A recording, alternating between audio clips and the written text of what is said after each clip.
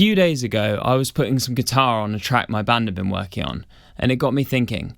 I think there's only 5 different categories of pedal that you really need as a band playing alternative, grungy, shoegazy stuff. And so in this video, we're going to go through all those different categories and the pedals that I use to do them.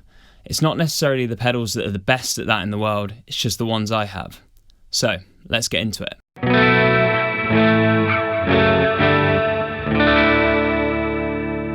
Okay, so my top 5 essential pedals for an alternative, shoegazy, grungy sound are: number 1, Overdrive. Number 2, a distortion, something more than an overdrive but not quite a fuzz. Number 3, a fuzz. Number 4, a delay, but hopefully with different parameters that you can play around with. More on that later. And number 5, a reverb, and something hopefully that can do small springs and also massive reverbs for when you want to really give it some. So, pedal number 1, an overdrive. The overdrive I'm using at the moment is this Plumes by Earthquaker Devices. I think this thing is awesome. I think I got it for 100 quid, but you can probably pick it up cheaper on eBay. It features a level, tone and gain knob, and then 3 different modes. I remember when I first bought it, I got the manual out and had a look, but for me, number 3 just sounds the best. I don't know what it is, and I don't know why it sounds the best, but I think it does. I think I read that maybe that was the one that was based on the Tube Screamer, but I'm not 100% sure, but that's the one that I think sounds the coolest. To be honest, the way I use this pedal is it basically just stays on all the time. There's only a couple of songs where I actually turn it off and have a pure clean sound. I basically just set it to about 10 o'clock on each of the knobs and then just leave it on, and I think it sounds so cool.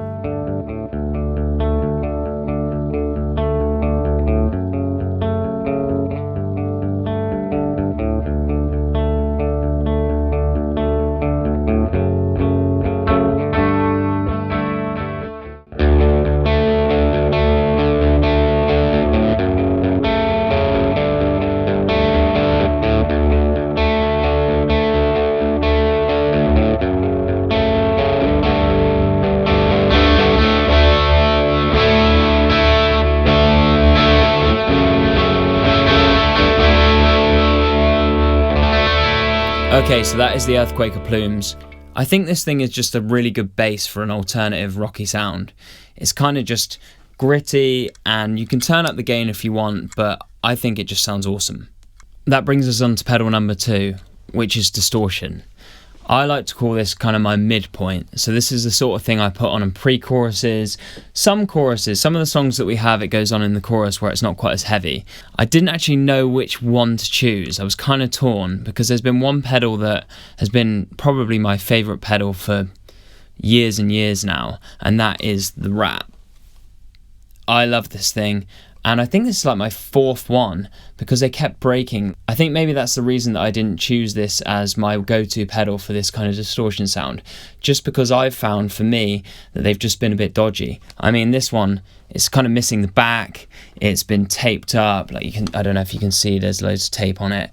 It's taken a beating, but I don't actually think I've ever mistreated it. It's just stuff's kind of fallen apart on it, which is weird because it feels rock solid. It feels like an absolute beast, but I don't know why. It just seems to, I think it's maybe the switches as well, and then I've kind of gone inside it and then tried to fix it and then probably made it worse. So that brings me on to the pedal I do play live, which is the old faithful DS1.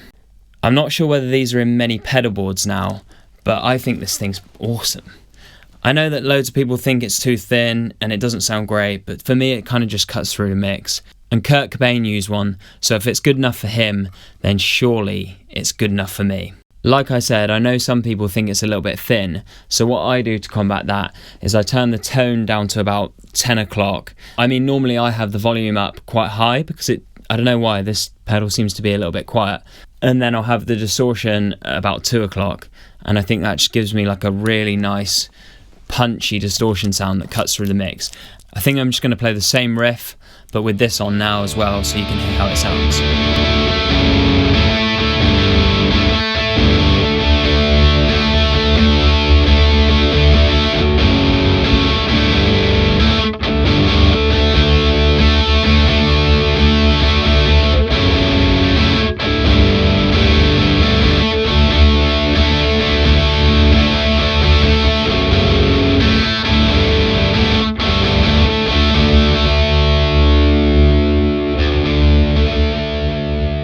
Okay, there we go.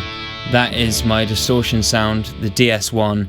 It's the step up after my Overdrive, but it's the one just under what is coming up next, which is our third essential pedal for this kind of sound. My third essential pedal is some sort of fuzz. And now I've actually done a whole video on this one and how if I could only have one pedal, it would be the big muff. It doesn't have to be this sort of big muff. I think they all sound the same. I covered that in the other video. So if you want to listen to that video, I'll put that here for you now. Okay. Anyway, the big muff is my choice of fuzz. I think it just cuts through a mix. It sounds great. And it just, when you need that extra something to add to your guitar, you can just stick that on and you're just flying. Anyway, this is the fuzz I'm using at the moment. It's the big muff, the little Smashing Pumpkins op-amp version, the op-amp reissue. Like I said before in the other video, I'm not sure whether it actually changes the sound a lot, but it looks cool. It's bright orange and it's tiny, so it fits in my pedal board better, and it just allows me to have more pedals. So, settings. I normally tend to have them at basically just everything at 12 o'clock. But again, playing around in the studio, sometimes I'll turn the sustain up and really, you know, kind of, if you're doing like single note stuff. But 12 o'clock seems to be a really good place that I can play chords and it doesn't get too sort of oscillaty and horrible. So, let's have a listen to how it sounds.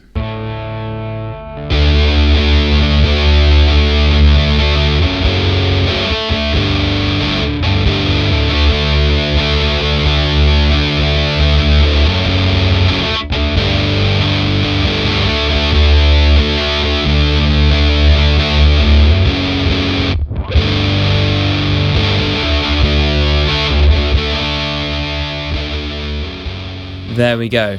That completes my 3 levels of distortion.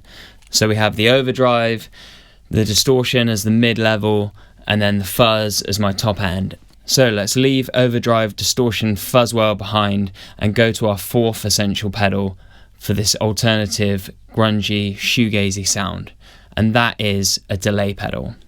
Now, this is what I mean by these aren't the pedals that I think are the best in the world at it.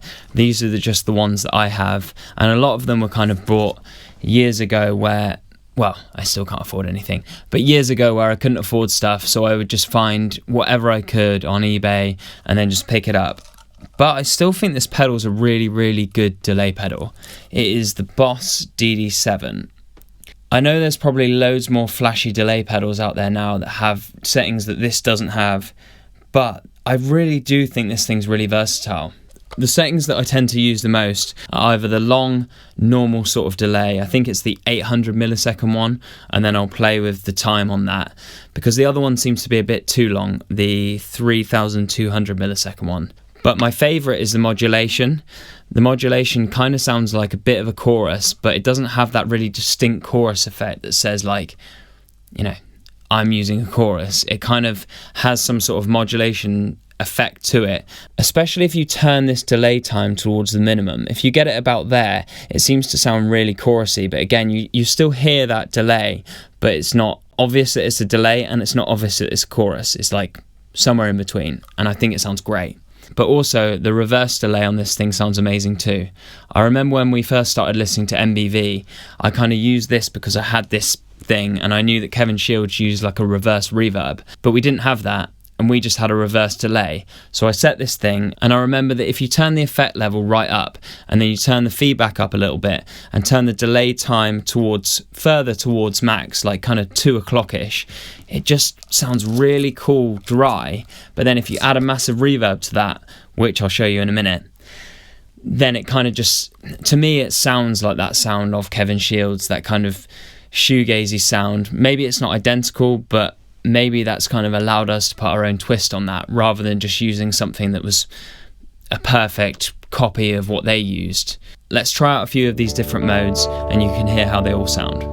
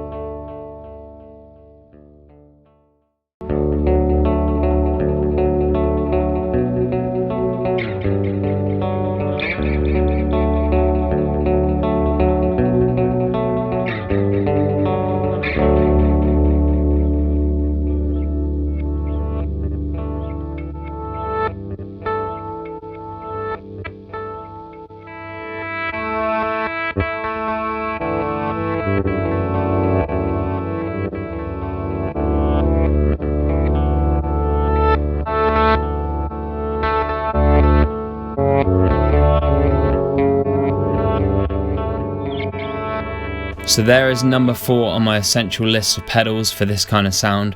It is a delay, and like I say, hopefully you want something with these sort of parameters. I know there's probably plenty that you can get that are better, but I'm not sure how much these are now, but I can't imagine they're a ridiculous amount because they've been out for so long. On to my 5th and final essential pedal, we have some sort of reverb. Now the reverb I use is this Strymon Blue Sky. I remember I got this when we were playing a gig in Nottingham. I think we played a gig the night before, and my reverb pedal, it was one of the T-Rex ones at the time. Another really good pedal, but only just dampening and reverb time, I think. So it was still cool, but it couldn't do as much as this thing. Anyway, we walk into this PMT in Nottingham, and the guy's like, "Oh yeah, we got loads of reverb pedals. Try these. Tried them all, sounded great."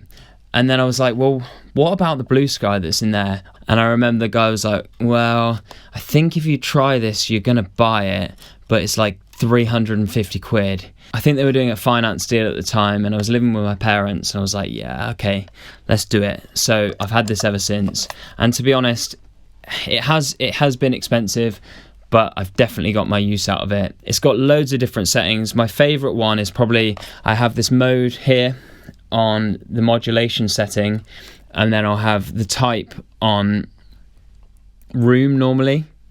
I think that sounds the best, but again, if you want a spring reverb, it will do that, and if you want a plate, it will do that, and the shimmer reverb sounds awesome. I don't tend to use shimmer as much because I have other stuff that kind of does something similar, and I do find that like this pedal's been used so much in the past now that when you kind of put that shimmer reverb sound on, it does remind you of other bands who have kind of used the same thing. So I tend to steer away from that, and I'll go with the modulation one. But let's turn it on, let's hear how it sounds, and then let's put these pedals together and we can just hear how they all sound together.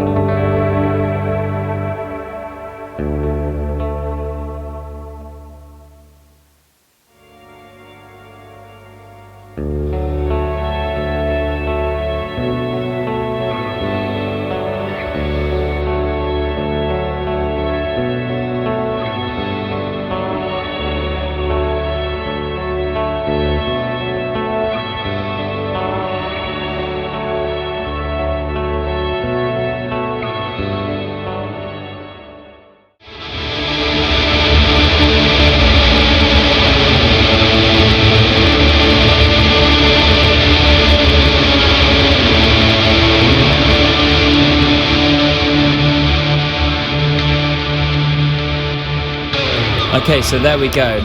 This pedal is the last of my 5 essential shoegazy, alternative, grungy. I don't know why I guess my band makes that kind of music, so I guess you could use kind of any of those genres on their own. But my band makes this kind of music, and these are the pedals that I think suit these kind of sounds. So if you've enjoyed this, please subscribe, and there'll be plenty more of this sort of content. And if you do see this, drop me a comment in the comment section and let me know what you'd want to see next.